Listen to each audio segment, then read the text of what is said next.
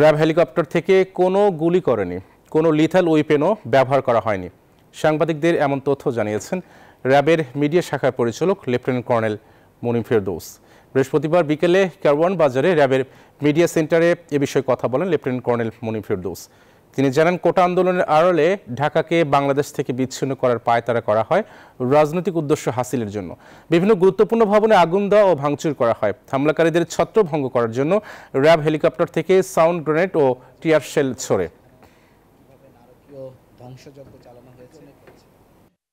RAB elite force হিসাবে আমাদের helicopter টহলের মাধ্যমে নন লিথেল ওয়েপেন ব্যবহারের মাধ্যমে, যেখানে আমরা স্পেসিফিকভাবে বলতে চাই এটা নিয়ে বিভিন্ন ধরনের প্রোপাগান্ডা বিভিন্ন সামাজিক যোগাযোগ মাধ্যমে ছড়ানো হচ্ছে, সেখানে আমরা টিয়ার শেল এবং সাউন্ড গ্রেনেডের মাধ্যমে আমরা কিন্তু ছত্রভঙ্গ করে আমরা সাধারণ মানুষের জানমালের ক্ষয়ক্ষতি যে একদিকে যেভাবে মিনিমাইজ করতে পেরেছি, কমাতে পেরেছি, তেমনিভাবে সাধারণ বাচ্চাদেরকে যেখানে মানব ঢাল হিসেবে ব্যবহার করার চেষ্টা করা হয়েছিল সেই ক্ষয়ক্ষতিও আমরা কমিয়ে আনতে পেরেছি।